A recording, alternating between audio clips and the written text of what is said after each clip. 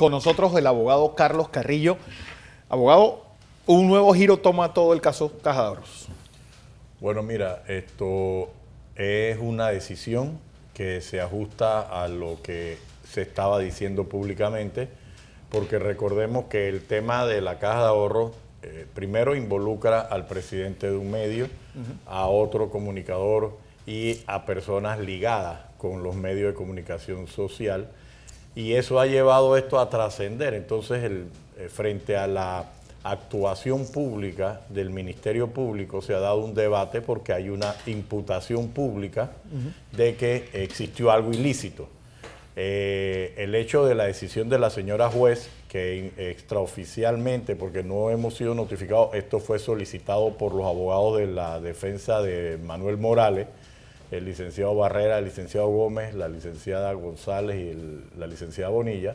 Entonces nosotros estamos pendientes de la ejecución de la misma. ¿Por qué? Porque ahora, frente a esta decisión, se comprueba de que las actuaciones después del 7 de octubre, 9 de octubre, como dice la versión pública que se ha dado a conocer, estaba fuera de término. Entonces, tenemos que ahora analizar las consecuencias inmediatas porque existen otras solicitudes en trámite en ese juzgado para efectos de encarrilar estas investigaciones conforme a derecho. Pero tenemos un problema, Fernando, es que tanto la señora procuradora como el señor secretario general y hasta el procurador general de la administración se refieren al caso públicamente. Entonces, la defensa nos toca el derecho a réplica y en este caso ha salido por parte de otra defensa este fallo que en un momento determinado dice, oye, el primer punto que se decía públicamente por parte de las autoridades no es cierto. Entonces vamos a ver las consecuencias. Ahora, este fallo, ¿qué le pide a la fiscal Tania Sterling? Bueno, le ordena inmediatamente enviar el expediente al juzgado. ¿Hasta qué fecha la investigación? No, la investigación completa. Ya posteriormente va a ser objeto de debate la licitud o la ilicitud de lo actuado después del día 9 de octubre. Es que inicialmente se decía que solamente se iba a tomar en consideración lo que se había investigado hasta antes que pasara el límite. Bueno, eso es una consecuencia lógica, pero ahora mismo la resolución lo que ha expresado es, señora fiscal, usted tenía hasta el 9 de octubre para investigar. Ya veremos después las consecuencias de que se haya investigado posteriormente, más aún que se haya hecho la cobertura pública a todos los elementos del proceso, afectando la reputación de jóvenes profesionales e incluso de ejecutivos de la institución que han sido afectados directamente al solo mencionar su nombre. Ahora, ¿qué significa que ella le haya enviado esta orden a la fiscal en términos de las personas que están detenidas, por ejemplo, en este momento? Bueno, primero, la consecuencia de una liberación o no depende de un fallo posterior que se tiene que dar. Pero inmediatamente lo que te dice es, ¿sabes qué? Tienes que mandarme el expediente de inmediato. Esa situación va a provocar ahora que la fiscal tiene dos opciones. O acata el fallo inmediatamente y lo remite con una vista fiscal para ir a una audiencia, o dos, trata de apelar contradiciendo jurisprudencia de todos los juzgados que han dicho que el tema de prórroga es inapelable. Entonces, y no está dentro del catálogo de resoluciones que se pueden apelar. Entonces, ahora hay que ver cuál es la actuación de la fiscal y qué es lo que ella va a pretender hacer. Si pretende prolongar de facto nuevamente el expediente o si acata la orden y cumple enviando una vista fiscal. Las consecuencias de la premura de la vista fiscal es consecuencia de sus propios actos, porque se advirtió. Si ella hubiera actuado conforme a derecho, ella tenía que haber cerrado el expediente el día 9, pedir un sobreseimiento y luego, con nuevas pruebas, pedir una reapertura. El hecho de hacer a empujones justicia provoca estos desfases y ahora resulta que nos encontramos debatiendo un caso públicamente contra las reglas de toda ética, pero estamos imputados en forma específica por 3 funcionarios públicos en los medios de comunicación social. Pero legalmente, y es lo que quiero entender en términos sencillos para la gente en la calle, en la casa, esta apelación que ella pudiera presentar está amparada bajo la ley, o sea, ¿se lo permite la ley poder hacerlo? Es que ella puede tratar de hacerlo. La consecuencia, para nuestro juicio, ella puede tratar de hacerlo. Significaría que se va a aferrar a mantener un hecho fuera del contexto de la ley. Pero para nuestro juicio, el juzgado ni va a tramitar o no debe tramitar la apelación porque ya se ha dicho que no son apelables las resoluciones de prórroga. Y si tú has dicho durante 2 años que eso no se puede apelar y se lo has dicho siempre a la defensa, ahora ¿cómo vas a justificar que el Ministerio Público pueda apelar algo que se ha dicho, disculpen la repetición, que no es apelable O sea, porque no está en el catálogo? sería otra incongruencia más dentro del proceso. Correcto. Y tenemos un problema, que se han dado declaraciones públicas por parte de funcionarios paralelamente a suministrar parcializadamente información específica. O sea, nosotros en este caso también se ha logrado otro avance, que también en los últimos 15 días, por lo menos, algunas de las defensas a requerimiento en la Fiscalía nos ha dado la copia el mismo día que la tiene un medio de comunicación social y ya por lo menos no es que nos enteramos Como por por los los medios. periódicos. Por lo menos estamos paralelos y rogamos a Dios que algún día se aplique la norma de que esto es reservado para las partes. Si la fiscal Tania Sterling manda el expediente al juzgado 13º penal, ¿se da la posibilidad entonces de que se realice una audiencia inmediatamente? Tendría que realizarse la audiencia inmediatamente. Mientras tanto, hay que determinar la situación física de los detenidos. ¿Y el resultado de esta audiencia, cuáles serían? Una vez enviado, dentro de los 30 días se tiene que fijar fecha. Eso depende de la viabilidad o de la posibilidad física del tribunal para efectos de ir a debatir si O sea, hay lugar esta o no. será la audiencia para comprobar si efectivamente son culpables o son inocentes. No. Sería la audiencia para determinar si hay una posibilidad de ir a juicio o no hay posibilidad de juicio. Okay. Es la primera parte. O sea, Después, como se dice, ahí puede morir el bebé en la cuna. correcto, igual puede ser Igual apelable. puede seguir. Igual puede ser apelable. Sí, correcto, pero la situación es el escarnio público que se sometió a la institución pública y a personas específicas. Ahora, este primer fallo que ha sido dado en una acción de la defensa del señor Morales, pues es como decirte una alerta o una alarma. La reacción del Ministerio Público debe ser, a nuestro juicio, acatar el fallo y entonces dar cumplimiento a esto. Aquí no se trata, sino más nada de tratar de poner en rieles de la ley lo que se ha advertido que ha sido en un exceso.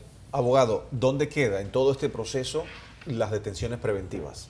Que se hicieron fuera de término, según el propio... Bueno, mira, hay unas percepciones que no se pueden negar de que la situación de unas personas, por ejemplo, en este caso, el señor Pastor y el señor Francolini, están sometidos a una detención, están sometidos a una detención, y que si no hay un delito, si ahora se dice que se actuó fuera del término, entonces esa sería de justicia que la señora fiscal cambie las medidas cautelares de detención, sea en cualquier condición, para permitir que se enfrente el proceso en condiciones de que no sea afectado, por lo menos el señor Francolini, que mantiene una detención física en la cárcel, y el señor Pastor,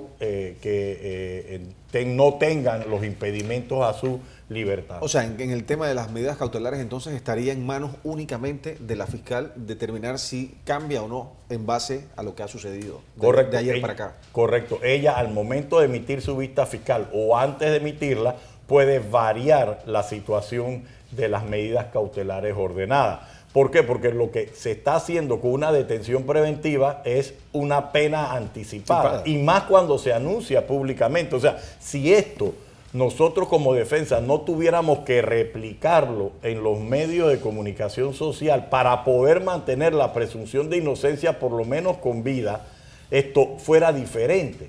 ¿Qué necesidad había de que la percepción pública fuera de que se hubieran robado 7 millones de dólares de la caja de ahorro y metieron preso a X o Y personas? Entonces, ahora que se ha obligado por la actuación específica del Ministerio Público al suministrar información que ha sido sesgada en un medio de comunicación social, Entonces resulta que ahora el primer llamado de la juez, el primer campanazo, dice, oye, creo que actuaste fuera de la ley y te doy la orden de que me envíes esto. Entonces, ¿cómo se puede decir que se respetó la figura del presidente de Next en un momento determinado, que no había ningún riesgo de fuga, ningún riesgo de que se perdiera prueba alguna, y que habían pasado más de 2 años y medio de un préstamo que ahora se ratifica, cancelado, que se habla de que se pagaron más de 8 millones de dólares entre capitales e intereses, que están surgiendo información que incluso nosotros desconocíamos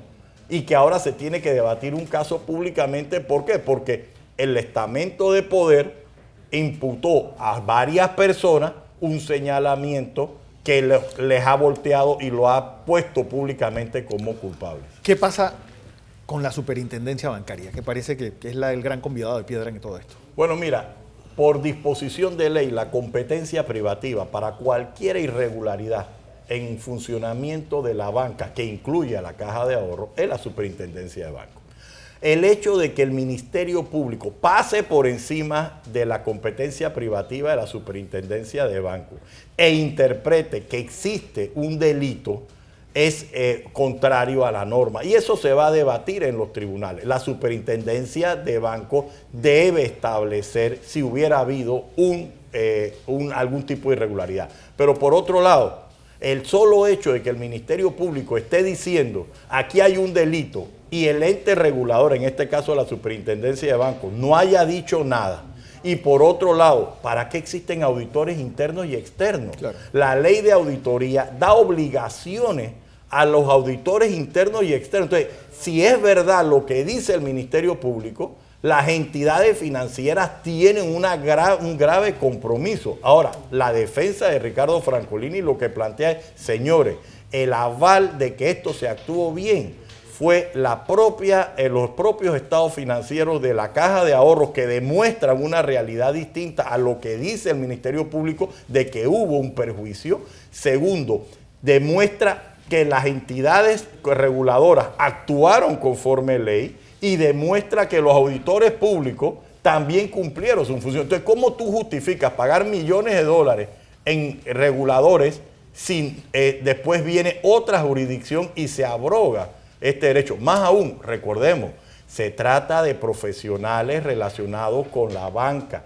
que el solo cuestionamiento de su nombre públicamente los afecta a todos, no tan solo al tiempo normal de personas que no están en el sistema. El gran cuidado y la acuciosidad de todos los ejecutivos bancarios del centro financiero es uno de los privilegios que se debe velar y cumplir. O sea, tú no puedes llegar y decir que un gerente ha hecho un ilícito o que un presidente de una junta directiva ha hecho un ilícito, porque aunque sea falso, al final destruyes la credibilidad en el sistema. Un pelafustán se para en una cámara y te habla un poco de improperio y obliga a toda la defensa a salir a replicar. Entonces, cuando eso se hace tras el anonimato y el uso del poder, es más fulminante. Entonces, ahora el sistema bancario, que está frágil en su imagen nacional e internacional, sufre un ataque no de terceras situaciones, sufre un ataque interno provocado por factores reales de poder, que en un fin no hacen ni un alto para decir, oye, está bien, queremos a Francolini preso porque por la razón que fuera, pero no es jurídica, pero lo queremos preso. Oye, pero vas a destruir el sistema financiero, vas a destruir la credibilidad de una institución financiera, vas a regar, vas a dispersar noticias falsas de que hubo un perjuicio económico con los efectos que uno no sabe, por el solo fin de buscar que Ricardo Francolini esté preso y que en el camino se lleve la reputación de jóvenes profesionales exitosos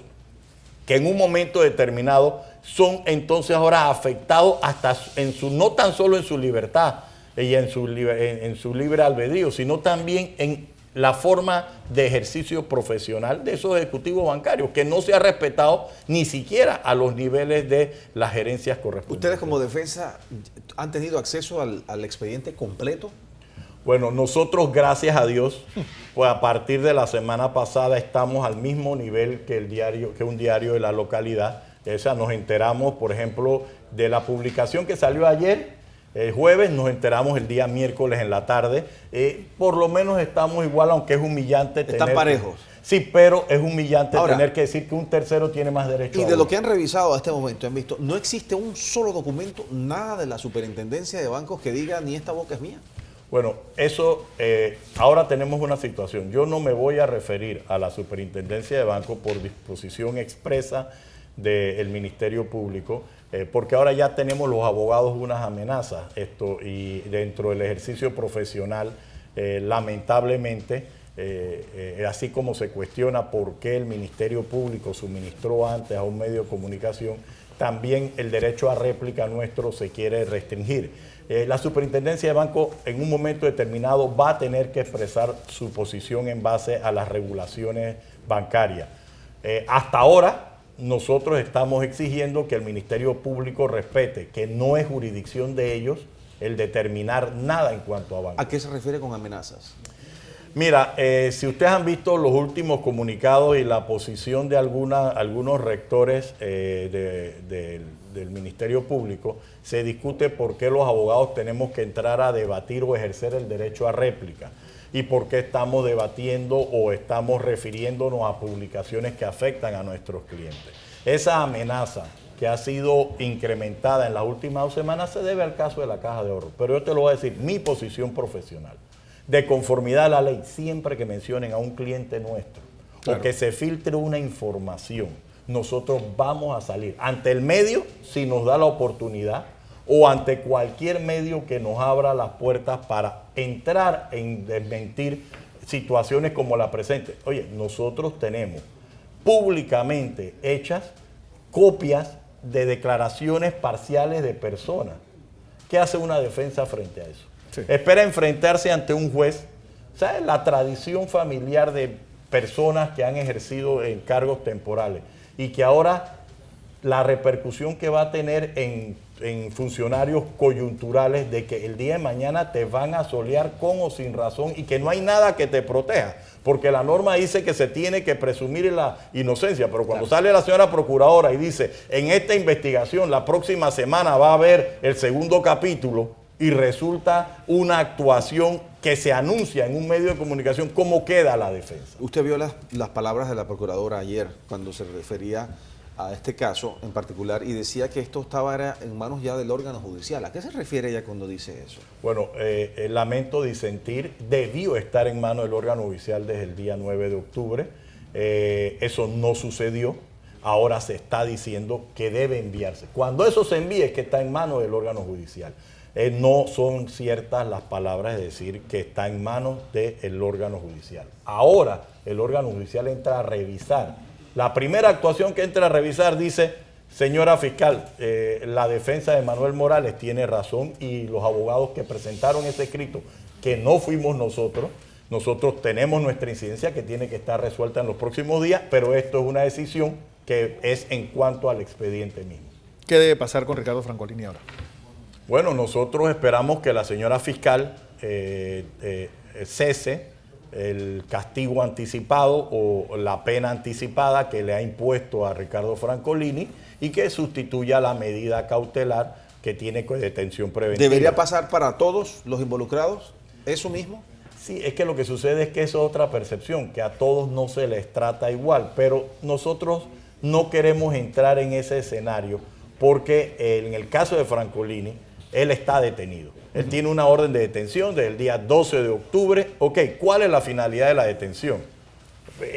¿Se está cumpliendo o se está excediendo? ¿Y qué variación, y qué consecuencia tiene variarle su medida cautelar? Si la fiscal dice hoy, se le da una medida cautelar de presentarse los 15 y los 30, ¿qué diferencia hay para la investigación? No para Ricardo Francolini, no para los efectos del poder, no para afectar un medio de comunicación. Es qué consecuencia tiene que tú le des un cambio de medida cautelar a Ricardo Francolini, que está la solicitud hace semanas ahí y que no se ha resuelto. Pero esto es una lucha diaria, sí. y vamos a esperar el transcurso de las próximas. Yo viendo esto, realmente es estresante, es decir, eso de Jason, por ejemplo, 9 indagatorias, ¿qué de nuevo puede salir ahí más que la presión psicológica o la espada de Damocles sobre tu cabeza cada vez que vas a ese lugar. Mira, cuando te exhiben públicamente y los medios de comunicación tienen la hora que tú te vas a presentar, viene hoy fulano de tal, Sí, y te exhiben, bueno, estamos esperando qué medida cautelar se le toma. La norma dice que la persona declara libre de apremio y juramento. No creemos que el apremio por la expectativa pública, el sufrimiento personal y familiar, el hecho del señalamiento público, el intentar destruir la imagen de una persona, la autoestima y someterla a que, ok, si tú dices esto, pasa esto. Si tú no dices esto, entonces vas preso. Entonces, ¿qué más tortura pública quieren? O sea, esta es una nueva manera de tortura pública que en algún momento, en un futuro cercano o lejano, se va a discutir. ¿Por qué? Porque también, acuérdense que hay normas especiales cuando se trata de mujeres, sí, en cuanto a la presión pública, en cuanto a la afectación, y aquí ha habido jóvenes ejecutivas que han sido sometidas al mismo escarnio público de legislación reciente que prohíbe ese tipo de presiones directas en base a género. Entonces, la fiscal tiene que reflexionar y parar, detener esta tortura pública para efectos de buscar un resultado. ¿Por qué? Porque el resultado que se obtenga después de la primera declaración ya no es creíble. Lo ha dicho la Corte. La Corte ha dicho, señores, crean a la primera declaración, pero a las siguientes no. Y si vienen otras declaraciones, tienen que coincidir con elementos documentales. No, pero tú dijiste esto, tú pasas esto. Si tú mencionas lo que sea, aunque no sea el delito, porque también se sacan de contexto las declaraciones. Entonces, claro, ¿hasta qué punto? Y mira los llamados que se nos hacen. No discutan el caso públicamente, pero oye, si yo te estoy diciendo que un medio de comunicación dice fulano de tal hizo algo ilícito y yo no me puedo replicar, no puedo presentar una querella criminal. ¿Por qué? Porque ya no hay derecho a eso cuando se trata de funcionarios públicos y tengo que presentar una demanda para efectos de tramitar. Entonces, esa es la responsabilidad periodística. En un momento determinado uno respeta la libertad de opinión, pero cuando los medios de comunicación son utilizados no solo por intereses particulares, por intereses institucionales, es más delicado porque hay una cobertura que Panamá la está sufriendo. Mira, Panamá sufrió desde afuera una investigación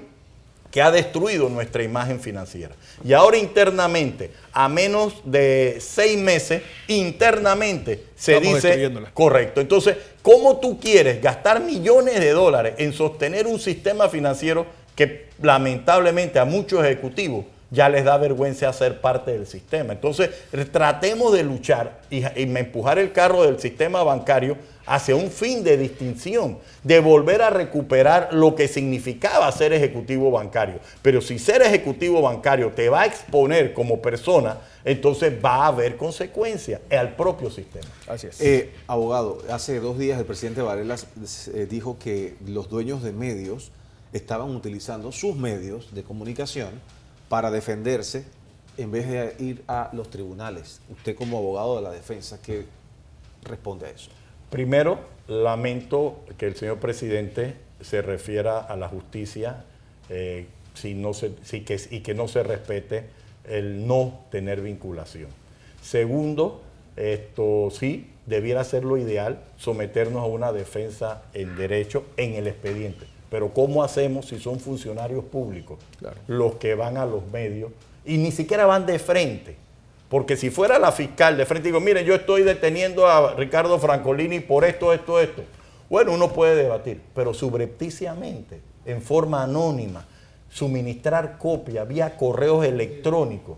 Tú sabes la vergüenza, que yo algún día espero que la fiscalía me mandara por correo electrónico los elementos del proceso para no tener que esperar copia. Pero que un medio de comunicación reciba correos electrónicos con copias del expediente y que la defensa tenga que formar una fila para tener una copia y esperar 2 días después que el medio de comunicación. El propio acusado detenido te exige, oye, ¿cómo este periódico tiene mi declaración o la declaración de otra persona, la publica en forma parcial y yo no puedo decir nada? Entonces, lamento cualquier concepto que cualquier político haga sobre el sistema de justicia. 1. 2, lamento inferir de esas palabras que se tiene conocimiento de lo que está pasando. Lamento que se nos cuestione públicamente por usted era obligado a defender. Lamento el daño que se le hace a la reputación de figuras públicas y del ejercicio de un medio de comunicación. Lamento el desprestigio y el riesgo que tienen los ejecutivos bancarios. Hoy coyunturalmente Jason Pastor y otro grupo de ejecutivos o Ricardo Francolini en sus funciones de presidente de la Junta Directiva. Y las consecuencias de este acto tenemos que buscar que fortalezca el sistema, pero no que nos termine de destruir. Entonces, cuando tú dices, bueno, es que como la percepción pública es que la defensa o las defensas de los diferentes acusados tienen razón, ¿tú crees que yo en un momento determinado no le pediría a la procuradora que cese la tortura pública de todas las personas que son citadas a la vez? Que cese el hecho de que cuando una persona es citada desde las 7:30, los ciertos medios de comunicación social tienen la información y se crea como un espectáculo circense. A mí no me criaron ni me educaron para participar en este tipo de actos circenses. A mí yo me instruí para ejercer el derecho, pero me obligan a ir a los medios de comunicación social porque si no mi cliente queda destruido aunque se gane el caso. Sí. Ricardo Francolini, el hecho de estar preso, ¿qué conlleva? La limitación de su ejercicio como presidente de Next. Y si no hay una causa jurídica, yo puedo concluir que ese es el fin. ¿Usted cree que eventualmente este tipo de actuaciones por parte del Ministerio Público, la divulgación, filtración de informaciones, etcétera, lo que estaba comentando usted en este momento, tenga alguna consecuencia? Algún día debe tener una consecuencia. Yo no he visto a ningún fiscal ni a ningún juez preso por haber ordenado la detención ilegal de una persona. Y ha habido fallos de habeas corpus que han decretado ilegal la detención de una persona.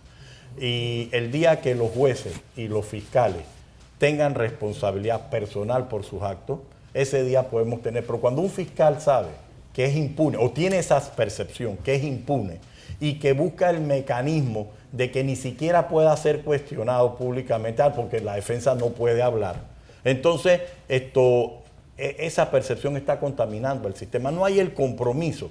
Mira, ver a la señora Procuradora General de la Nación referirse específicamente a este caso, ver al señor Secretario General referirse específicamente con pelos y señales. Pero si el periodista le pregunta del caso en una conferencia de prensa, ¿qué debe hacer la Procuradora en ese momento? Mira, yo recuerdo a un ex procurador, al licenciado Jorge Ramón Valdés, que durante 3 meses dio la impronta de no hablar y se cambió la posición. Yo recuerdo en momentos muy difíciles que procuradores ejercieron el principio de reserva, trataron de hacerlo, porque el derecho a información nos está ganando. O sea, en este debate entre el derecho a la presunción de inocencia y el derecho a información, ustedes nos han ganado. Hay que aceptar la derrota. Y nosotros lo que tenemos es que vivir en un sistema en el cual, si los rectores no cumplen estrictamente el principio de reserva, ¿qué presunción se puede imponer? Entonces, y más cuando hay condimentos, porque los funcionarios tienen que entender, y esto es coyuntural, tienen que entender que esto no es la primera vez que se da. Esto ha sido cíclico y el sistema no se ha fortalecido, cada vez se debilita más. El hecho de tener una primera plana o el hecho de tener un titular en un medio ya constituye un éxito para el fiscal. Y es todo lo contrario. Cada vez que vean esto, constituye una derrota del sistema. Y tenemos que tener el compromiso de todos, porque el sistema es de todos. Y vuelvo y te repito, ahora no han respetado ni el sistema financiero. Aquí vuelvo, y este año se han gastado millones de dólares en tratar de evitar los perjuicios al sistema financiero. Y se ha demostrado que la política legislativa en los últimos 25 años no se preocupó por darnos un sistema fortalecido, por ejemplo, en algo básico por la presunción de inocencia, porque como tú detentas el poder, tú no te ves enmarcado en ese objetivo, que tú algún día seas vilipendiado públicamente. Nosotros esperamos, más aún con el poder que tiene el Ministerio Público frente al sistema penal acusatorio, que haya un alto y que se reflexione sobre fines supremos. Y en este punto en específico, oye, tienes al presidente de un medio preso. Oiga, ¿usted no cree que es lamentable, y ya para finalizar, que en medio de la implementación reciente de un sistema penal acusatorio que se supone que debe ser garantista, se hayan dado todo este tipo de situaciones que empañan precisamente el progreso y el desarrollo de este nuevo sistema? Mira, el sistema es garantista porque exige la intervención de un juez de garantía en un momento determinado que antes no era. Pero por otro lado, las facultades del Ministerio Público a cambio de esa garantía se incrementan.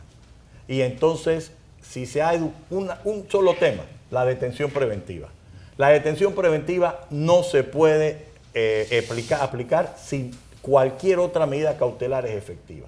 Y se proscribe la liberalidad de la detención preventiva. Y si tú dices, espérate, si en un caso que están acusando de que se pagó un préstamo tal, ya hay detención preventiva, ¿en qué otros casos no va a haber detención preventiva? Entonces, ¿para qué gastaste millones de dólares en enseñarle a todo el sistema que no se debe detener?